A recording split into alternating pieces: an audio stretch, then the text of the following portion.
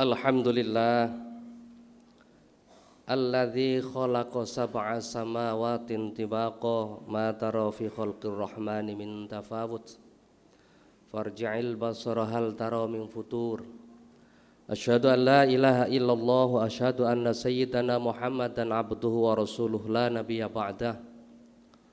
Allahumma salli wa sallim wa barik ala sayyidina Muhammadin abdika wa rasulika nabiyil ummi wa ala alihi wa sahbihi wa mawalah. Amma ba'd fa ya ibadallah usikum wa nafsi bitaqwallah faqad fazal muttaqun. Wa qala Allah ta'ala fil Qur'anil Karim a'udzu billahi minasyaitonir rajim bismillahirrahmanirrahim. Qul inna salati wa nusuki wa mahyaya wa mamati lillahi rabbil alamin. Al-ayah sadaqallahul azim. Hadirin jamaah yang dimuliakan oleh Allah, marilah bersama-sama dalam kesempatan yang berbahagia ini, kesempatan Jum'ah ini, kita meningkatkan takwa kita kehadirat Allah Subhanahu wa ta'ala, yakni berusaha dengan sungguh-sungguh menjalankan apa yang diperintahkan oleh Allah dan menjauhi segala apa yang dilarang olehnya. Mudah-mudahan pertemuan kita di siang hari ini dicatat oleh Allah bahwa kita termasuk golongan orang-orang yang bertakwa, amin ya rabbal alamin. Hadirin jamaah yang dimuliakan oleh Allah, di dalam kitab Qasasul Anbiya yang ditulis oleh As-Sa'labi, Syekh As-Sa'labi atau Imam As-Sa'labi, diterangkan, diceritakan, dikisahkan pada zaman Nabi Musa alaihissalam ada seorang ahli ibadah yang umurnya sudah 500 tahun. 350 tahunnya yang terakhir hanya digunakan untuk ibadah kepada Allah Subhanahu wa ta'ala, sedikit pun tidak pernah melakukan salah dan dosa. Suatu saat ahli ibadah ini kedatangan Nabiullah Musa alaihissalam. Tentu satu kehormatan yang luar biasa bertemu dengan Nabiullah Musa alaihissalam. Maka terjadilah dialog. Kemudian ahli ibadah ini bertanya, ya Nabi Musa, saya ini 350 tahun terakhir umur saya hanya gunakan untuk ibadah kepada Allah Subhanahu wa ta'ala.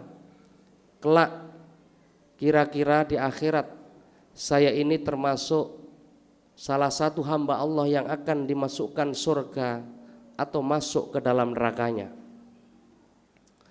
Mendengar jawaban ini, hadirin jamaah yang dimuliakan oleh Allah, Nabi Musa tidak bisa menjawab, karena siapa yang masuk surga dan masuk neraka kelak yang tahu hanyalah Allah Subhanahu wa ta'ala.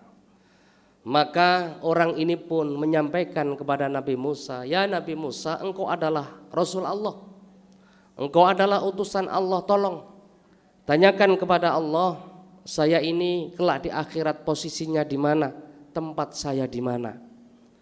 Singkat kisah hadirin jamaah yang dimuliakan oleh Allah, maka Nabi Musa bermunajat, bertakarrub kepada Allah dan bertanya, ya Allah, ada seorang hambamu, ada umatku yang umurnya sudah 500 tahun, 350 tahunnya yang terakhir hanya digunakan untuk ibadah kepadamu. Kelak engkau akan masukkan ke dalam nerakamu atau surgamu.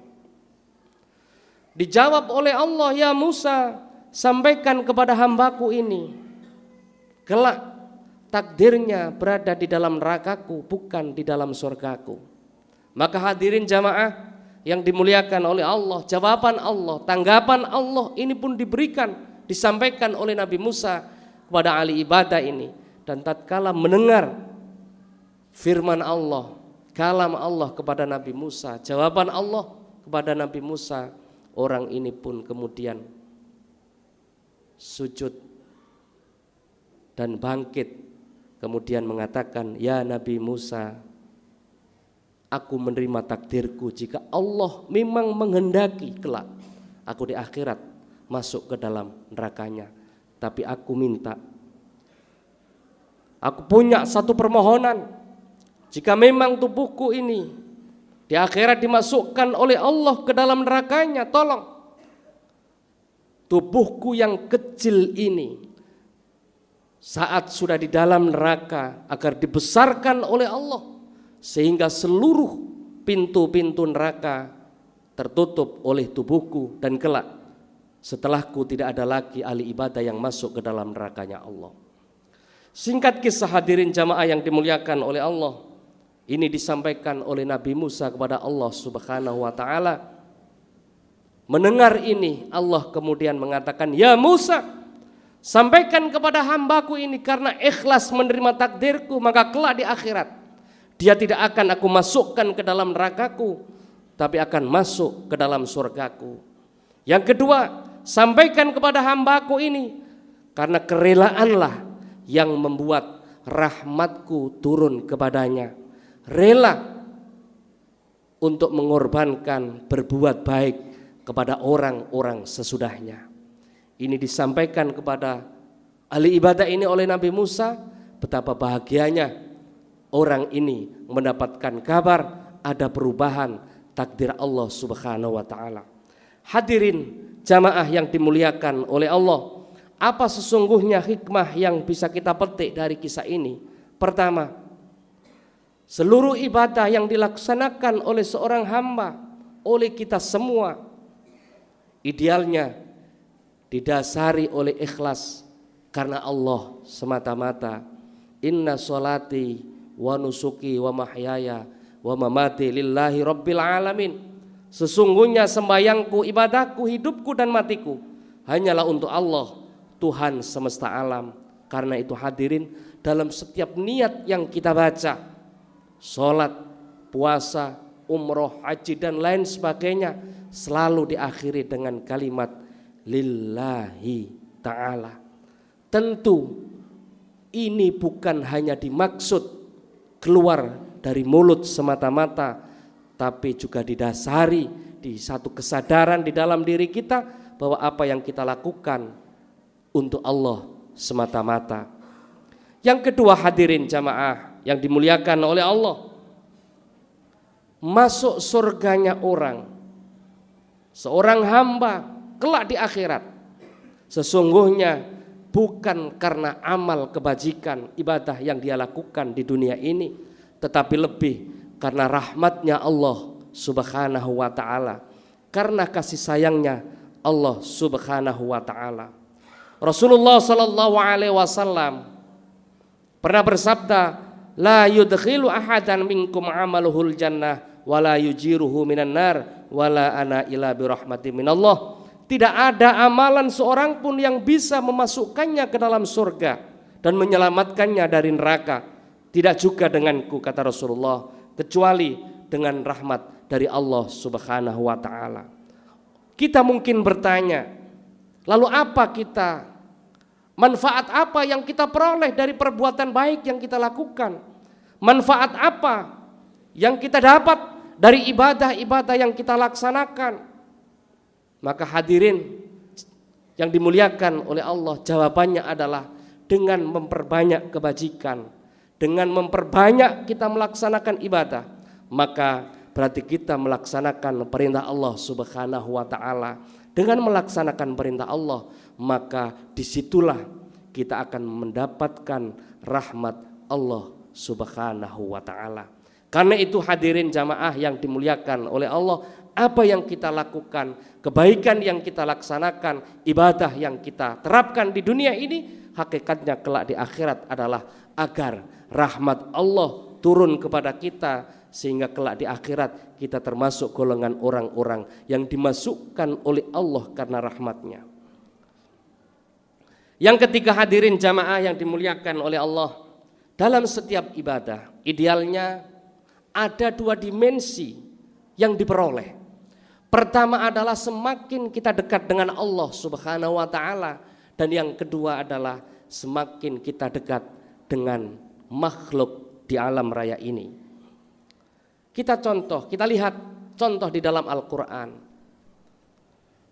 betapa kemudian isyarat-isyarat telah ditunjukkan oleh Allah.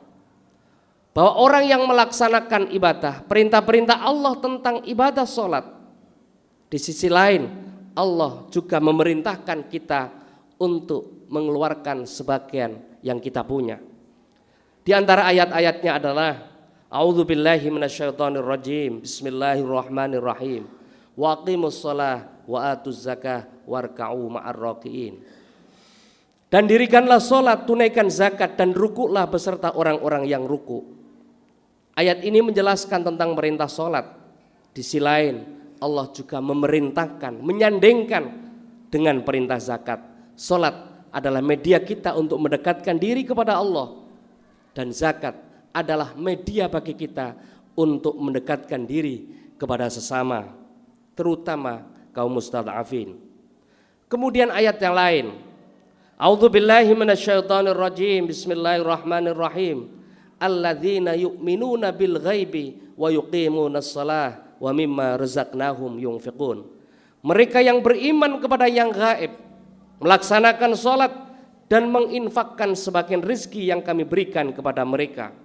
Hadirin jamaah, ayat ini juga menjelaskan tentang satu sisi agar kita mendirikan salat, tapi di sisi lain Allah juga menganjurkan bagi kita untuk mengeluarkan infak. Artinya apa? Bahwa dalam setiap ibadah yang kita lakukan tidak cukup hanya melulu dalam rangka mendekatkan diri kepada Allah, tetapi juga harus berdampak dalam kehidupan sosial kita. Orang yang hanya sholat saja tapi tidak pernah sedekah, tidak pernah infak, maka ibadah orang-orang seperti ini adalah ibadah yang tidak ideal. Karena itu harapannya hadirin, lebih-lebih kita memasuki bulan Ramadan yang sebentar lagi akan datang, maka pertama yang harus kita lakukan adalah menata niat kita, bahwa seluruh ibadah yang kita laksanakan harus kita dasari niat karena Allah semata-mata, ikhlas karena Allah. Yang kedua hadirin, di dalam puasa Ramadan itu pasti diakhiri dengan membayar zakat fitrah, kewajiban yang harus dikeluarkan. Pada saat puasa kita semakin dekat dengan Allah, maka harus dipungkasi, diakhiri untuk mendekatkan diri kepada sesama manusia. Mudah-mudahan Allah memberikan rahmatnya kepada kita, memberikan hidayahnya kepada kita, sehingga kita menjadi orang-orang yang selalu dalam amal kebajikan ikhlas karena Allah semata-mata. Amin ya rabbal alamin. A'udzubillahi minasyaitonirrajim. Bismillahirrahmanirrahim. Wal 'asri innal insana lafi khusrin illa illalladzina amanu wa 'amilus solihati wa tawassaw bil haqqi wa tawassaw bis sabr. Barakallahu li wa lakum bil Qur'anil karim wa nafa'ani wa iyyakum bima fihi minal ayati wa dzikril hakim. Taqabbalallahu minna wa minkum tilawatahu innahu huwal ghafurur rahim.